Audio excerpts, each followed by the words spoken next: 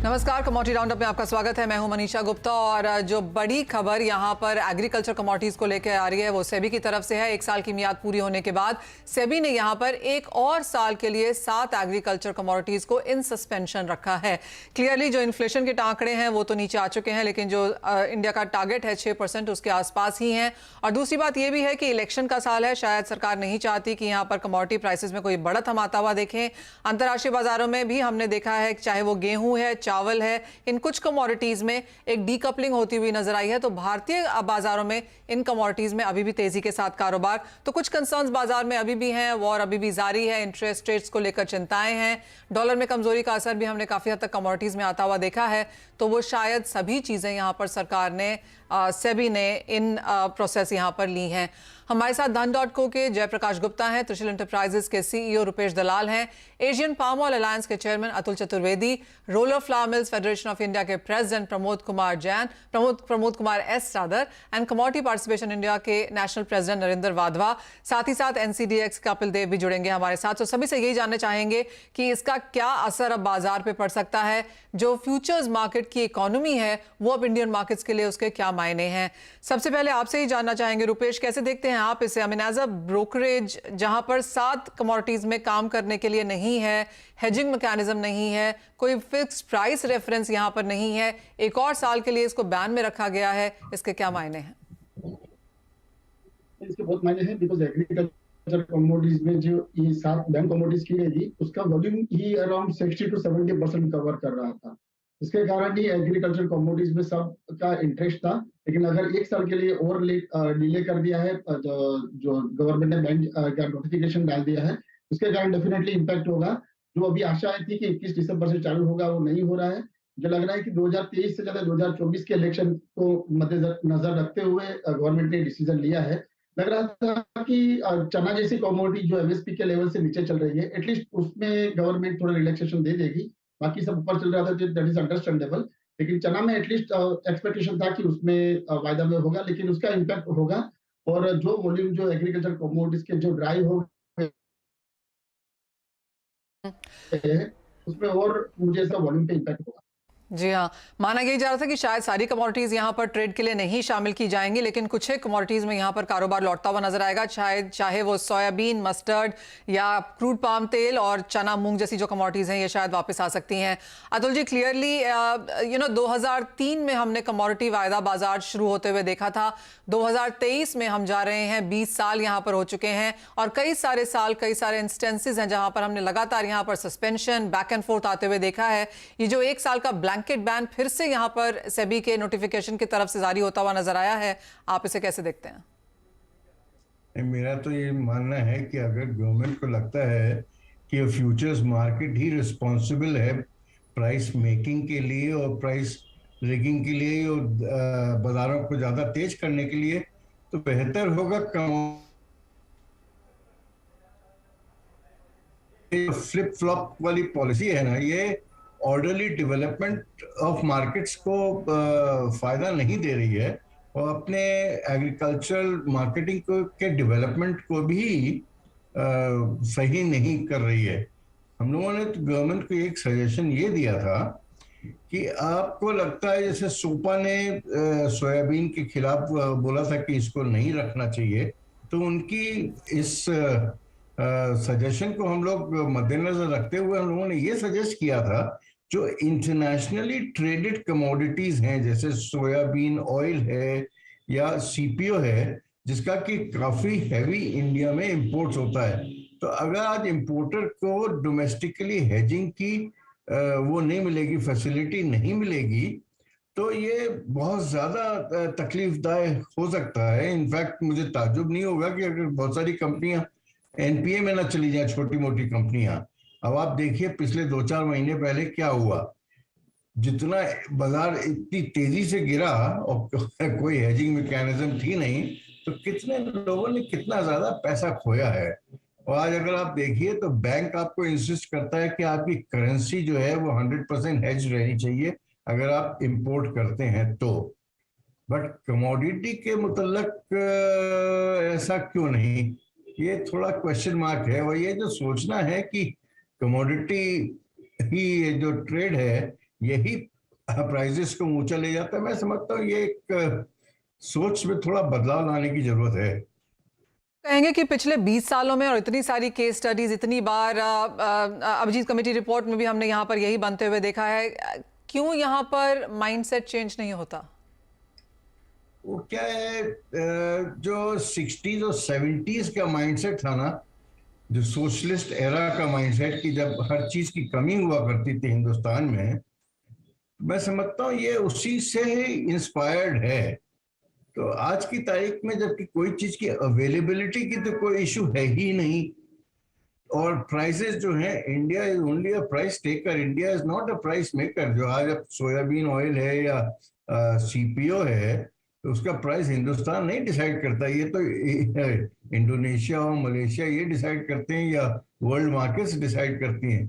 और अगर हम लोग अपने ट्रेडर्स को, अपने इंपोर्टर्स को इससे महरूम रखेंगे फ्यूचर्स मार्केट से, तो कहीं ना कहीं डिस्टॉर्शंस मार्केट में आएंगे। तो ये मैं समझता हूँ सोच में थोड़ा बदलाव लाने की जरूरत है। सोच में शायद बहुत बड़ा बदलाव लाने की जरूरत है। हमारे साथ सीपीआई के नरेंद्र वाधवा भी हैं। नरेंद्र जी, आज जैसे आपसे कल भी बात हो रही थी, एक लास्ट मिनट तक यहाँ पर होप थी कि जो नोटिफिकेशन आएगा वो शायद ऑन द पॉजिटिव साइड आएगा, लेकिन क्लियरली वैसा नहीं हुआ। काफी उम्मीद थी मनीषा जी, कल शाम तक काफी उम्मीद थी कि अगर सारी 7 कमोडिटीज नहीं, एटलीस्ट वो कमोडिटीज जिसके अंदर प्राइसेस एमएसपी से नीचे हैं, उनको अलाउ किया जाएगा, रिस्टोर किया जाएगा इस मार्केट के अंदर। देखिए, हम कहीं मिस कर रहे हैं। लगता है गवर्नमेंट के कंसर्न जो इन्फ्लेशन को लेकर हैं अभी बरकरार हैं। सेंट्रल बैंक जो हैं रेट अपने राइज करते जा रहे हैं, तो इन्फ्लेशन एक बहुत बड़ा मुद्दा है गवर्नमेंट के लिए। और इलेक्शंस आगे हैं गवर्नमेंट की, कहीं वहां पर भी वो जरूरत है कि उनको दिखाना है कि इन्फ्लेशन को कर्व करने के लिए कोशिश की जा रही है। लास्ट कल हमने ये बात करी थी कि अभी चतुर्वेदी जी ने भी यही बात करी है, कहीं हमारे को पॉलिसी मेकर को और कन्विंस करना पड़ेगा कि ये जो स्पॉट प्राइसेस हैं ये डिमांड एंड सप्लाई से आते हैं, ना कि डेरिवेटिव मार्केट या वायदा बाजार से आते हैं। वायदा बाजार का पर्पस ही यही है कि जब वाइल्ड वेरिएशन होती है, वॉलेटिलिटी आती है प्राइस, तो इसका फायदा उठाया जाए, उसमें हेज किया जाए और प्राइस डिस्कवरी हो प्रॉपर। तो उसका बेसिक पर्पस फॉरफिट होगा अगर हमने ये कंटिन्यू करा। हमारे को दोबारा कोशिश ये करनी पड़ेगी कि जब ये रीलॉन्च हो तो ऐसे रीलॉन्च हो कि दोबारा ये कभी इसको बैन करने की जरूरत ना पड़े। और हमारे को ये भी देखना पड़ेगा एक्सचेंजेस को कि ऐसे कमोडिटीज को उनको इंट्रोड्यूस करने की जरूरत है जिसमें एसेंशियल कमोडिटीज के अलावा ऐसी कमोडिटीज को इंट्रोड्यूस करने की जरूरत है कि जो बैन ना हो और वैसे नए प्रोडक्ट आए। अगर आप ऐसा कहेंगे तो इसका मतलब है कि जो भी एसेंशियल कमोडिटीज हैं, चीनी तो हमने वैसे ही बाजार पूरा खत्म होते हुए देखा है फ्यूचर्स मार्केट के तौर पर। यहाँ पर अगेन सरकार की तरफ से काफी स्ट्रांगली ड्रिवन कमोडिटी है, ये भी है। ये अतुल जी, चीनी का बाजार फ्यूचर्स में चल ही नहीं सकता, ऐसा बाजार ने समझ के रख लिया है। जिस तरह से हमने नीजोक रिएक्शन पॉलिसी मेजर्स यहाँ पर बाकी कमोडिटीज में आते हुए देखे हैं, दिक्कतें उस वजह से भी यहाँ पर आती हैं। And then to top it all, अगर आप सस्पेंड कर दें कमोडिटी तो फिर तो वो बाजार पूरी तरह से खत्म होने की कगार पे हो जाता है। एग्जैक्टली अभी पिछले 6-8 महीने में फ्यूचर्स मार्केट बंद थे, उसके बावजूद भी कोई प्राइजेस पे फर्क नहीं पड़ा। जब बाजार तेज होने थे तेज हुए, जब मंदे होने थे मंदे हुए। जब माल की अवेलेबिलिटी सुधर गई, जैसे आज के हालात आप देखिए, चूंकि माल की अवेलेबिलिटी सुधरी हुई है तो प्राइसेस नेचुरली प्रेशर में थोड़े बहुत आए हैं। तो ये अल्टीमेटली जैसा वाधवा साहब बोल रहे हैं, हर चीज ये डिमांड एंड सप्लाई से लिंक्ड है। और जो मैसेंजर था which was the futures market, अगर आपने उसको मैसेंजर को शूट कर दिया तो कहीं ना कहीं आगे ये आपको तकलीफ देगा। तो मैं नहीं समझता कि ये ऑर्डरली डेवलपमेंट मार्केट्स के लिए कोई बहुत अच्छा है। और एटलीस्ट जो इंटरनेशनली ट्रेडेड कमोडिटीज हैं, जहां पे कोई वो नहीं है, हिंदुस्तान का कोई रोल नहीं है, तो एटलीस्ट उन कमोडिटीज को तो ये परमिट करना चाहिए था, जैसे सीपीओ है या सोयाबीन ऑयल है। तो अब आई डू नॉट नो, ये थोड़ा मैं समझता हूँ वाधवा जी सही बोल रहे हैं कि शायद एक मतलब गवर्नमेंट को थोड़ा शायद सही से नहीं समझाया गया है या हम लोग नहीं समझा पाए हैं। तो देखिए फिर जद्दोजहद करनी पड़ेगी, शायद आगे कुछ समझ में आए। पर हाँ, ये बात जरूर है कि एक गवर्नमेंट में एक तबका ये भी है, वो ये समझता है कि ये फ्यूचर्स मार्केट इन्फ्लेशनरी है, एंड विद इलेक्शंस 13-14 स्टेट्स में इलेक्शन है, फिर 2024 का इलेक्शन है, तो बेहतर होगा कि एक बार बंद करके नए सिरे से सोचा जाए। मैं तो I am sure Atul ji, जैसे आपने कहा कि जद्दोजहद करनी चाहिए, मेरा पहला सवाल वही था कि इतनी सारी स्टडीज की गई हैं, इतना सारा इंटरनेशनल रेलेवेंस यहाँ पर है, तो नरेंद्र जी वाधवा जी, आप इस बार क्या डिफरेंट करेंगे, क्या समझाएंगे, कैसे बताएंगे सरकार को?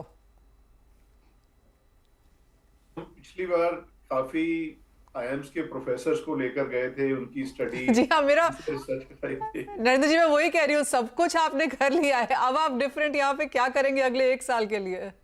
नहीं, जैसे हम कहते हैं फाइनेंशियल इंक्लूजन के लिए एजुकेशन एजुकेशन एजुकेशन है, तो हमारे को लगता है पॉलिसी मेकर के लिए भी हमारे को अवेयरनेस और ठीक तरीके से उनको करना पड़ेगा पूरे इकोसिस्टम में। चतुर्वेदी जी भी कह रहे हैं ब्यूरोक्रेसी में, और उसमें एक तबका है जो कि वो हमेशा ये सोचता है कि ये स्पेकुलेटिव है, इन्फ्लेशनरी है, तो इनको ये दोबारा समझाना पड़ेगा। और कोई हमारे को रास्ता नजर नहीं आता इसके अंदर, सिर्फ उनको हमारे को अवेयर करना है और इंटरनेशनल प्रैक्टिसेस को दिखाना है कि पूरे वर्ल्ड के अंदर कोई ऐसी कंट्री नहीं है जिन्होंने अपनी फॉरवर्ड मार्केट, अपनी डेरिवेटिव मार्केट बंद करी है इन्फ्लेशन को टर्न करने।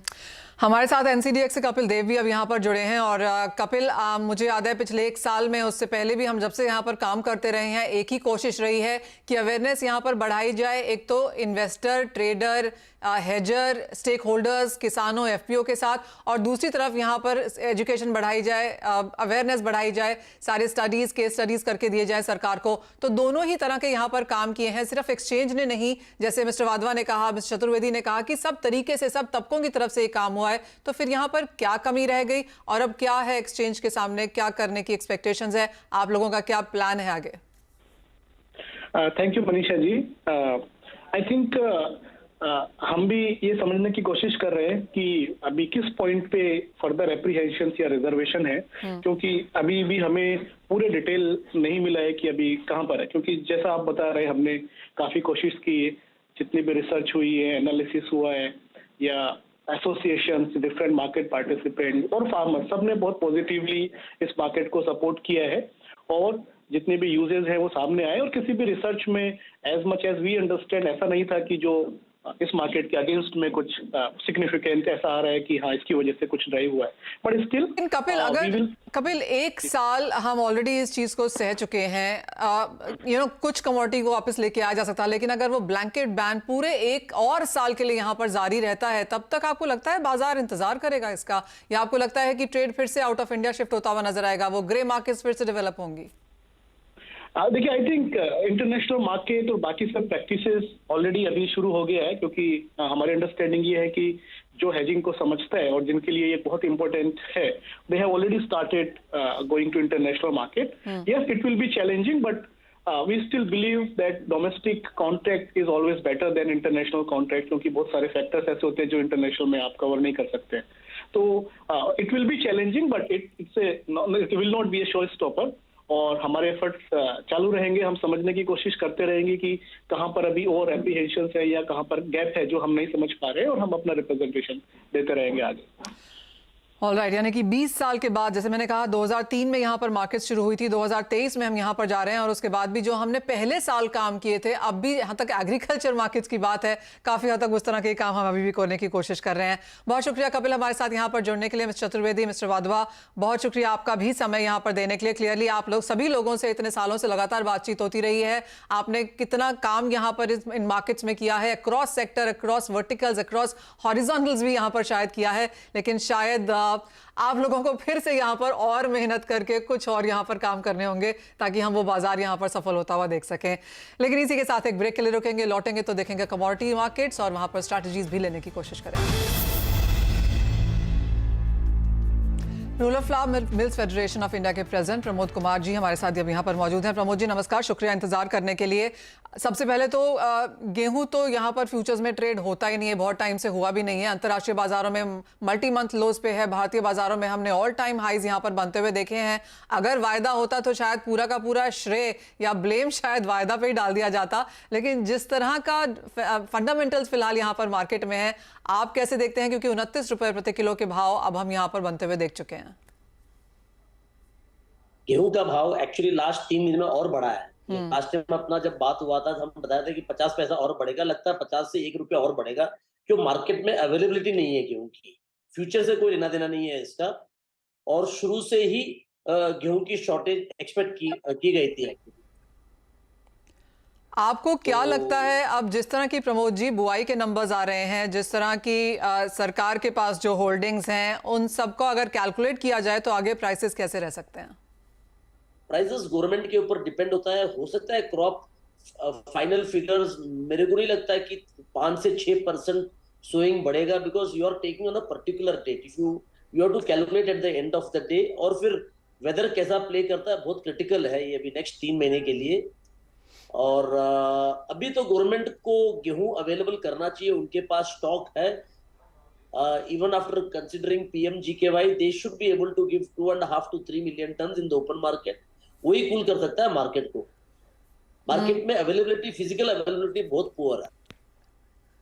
तो प्रमोद जी, अब सरकार अगर यहाँ पर जनवरी में लेकर आती है, दिसंबर तो ऑलमोस्ट यहाँ पर खत्म होने को है, 10 दिन ही बाकी हैं, अगर सरकार और 10 दिन से डिले करती है अनाउंसमेंट के तौर पे, तो क्या भाव यहाँ पर 30 रुपए तक जाएंगे, जो बाजार को लगता है कि एक पॉसिबिलिटी है? दिल्ली 30 रुपया टच होना ही चाहिए, मतलब any time it is expected by first week of जनवरी।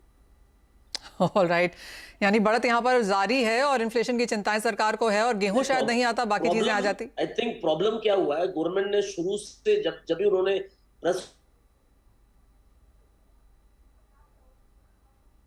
उन्होंने we will bring a stock declaration, stock limit, zero import duty और OMSS as and when required. I think चारों चीज पे कहीं पे कुछ नहीं हुआ है। एब्सोल्युटली, तो कहीं भी कोई भी स्टेप ना लेने की वजह से हमने भावों को एक ही डायरेक्शन में यहाँ पर जाता हुआ देखा है, जो कि ऑफ कोर्स थोड़ी सी चिंताजनक अब बाजार में एक बात है। ठीक है प्रमोद जी, बहुत शुक्रिया साथ जुड़ने के लिए, लेकिन बाकी कमोडिटीज में यहाँ पर अच्छी खासी उठापटक है, और जय आपसे बिल्कुल बात नहीं हो पाई, क्षमा चाहेंगे उसके लिए, क्योंकि हम इमोशनली कैरीड ऑन हो गए हैं आज की।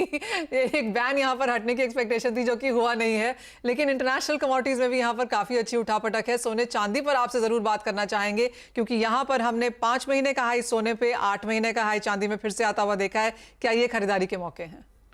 जी गुड मॉर्निंग मनीषा जी। इससे पहले मैं एक लाइन ऐड करना चाहूँगा। जो बैन यहाँ पे कंटिन्यूएशन है, ये मेरे ख्याल से अनफॉर्चुनेट है।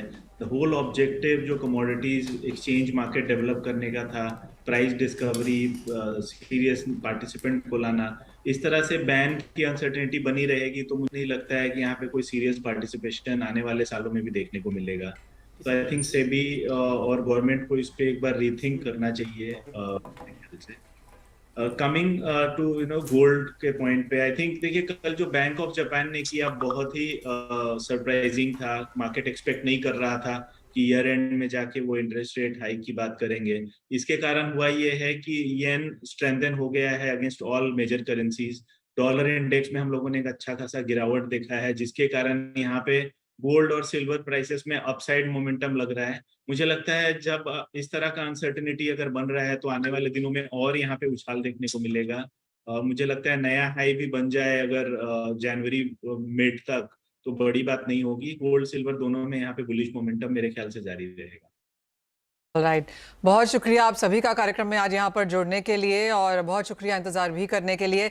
इसी साथ मुझे भी दीजिए इजाजत। ऑफ कोर्स वापस जुड़ेंगे, वापस इन चीज़ों पे बातचीत होगी, लेकिन इस ब्रेक के बाद सुमित ऑलरेडी यहाँ पर स्टूडियो में है इक्विटी के पूरे एक्शन के लिए।